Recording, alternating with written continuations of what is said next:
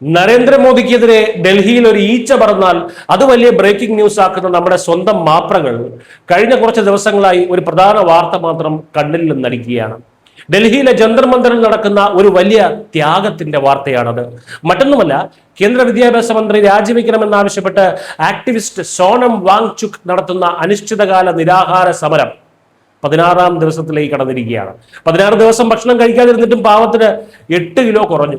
ഈ ഡയറ്റിംഗ് സമരം 8 നിലയിൽ പൊട്ടിയെന്ന് മനസ്സിലാക്കിയതോടെയാണ് വാങ്ചുക്കിനെ രക്ഷിക്കാൻ ഒടുവിൽ ആ പഴയ സുഹൃത്തുക്കൾ ഓടിയെത്തിയത്.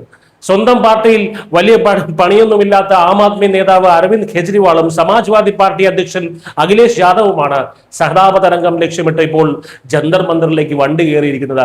വാങ്ചുക്കിന്റെ ആരോഗ്യം ക്ഷയിക്കുന്നു, അദ്ദേഹം രാജ്യത്തിന്റെ സ്വത്താണ് എന്നൊക്കെയാണ് കെജ്രിവാളിന്റെ പുതിയ ഡയലോഗ്.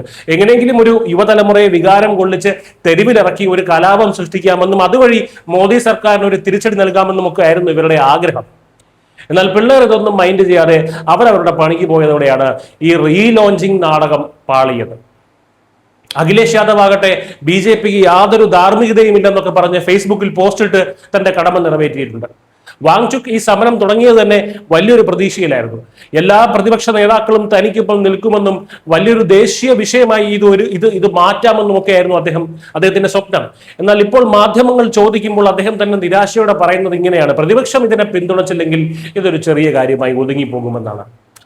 ഇതിനിടയിൽ ഈ മോദി വിരുദ്ധരുടെ എല്ലാം പരമോന്നത നേതാവായിട്ടുള്ള സാക്ഷാൽ രാഹുൽ ഗാന്ധി എവിടെയാണെന്ന് മാത്രം ആർക്കും അറിയില്ല. നിർണായകമായിട്ടുള്ള എന്തെങ്കിലും ഇതുപോലുള്ള നാടകം പ്രതിപക്ഷം ഒപ്പിച്ചുകൊണ്ട് ഡൽഹിയിൽ കൊണ്ടുവരുമ്പോൾ വിദേശത്തെ ഏതെങ്കിലും പബ്ബുകളിൽ അടിച്ചു പൊളിക്കുകയായിരിക്കും രാഹുൽ ഗാന്ധി.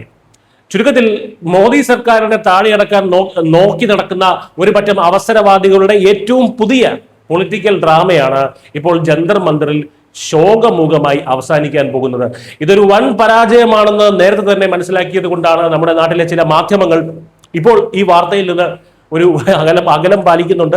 ജനങ്ങൾക്ക് മുന്നിൽ വിലപ്പോവാത്ത ഇത്തരം നാടകങ്ങൾ ഇനിയെങ്കിലും അവസാനിപ്പിച്ച് വല്ല നല്ല കാര്യങ്ങൾക്കും വേണ്ടി സമയം ചിലവാക്കാൻ ഈ കൂട്ടർ തയ്യാറാകുമോ എന്നാണ് ഇനി കണ്ടറിയേണ്ടത്. News desk.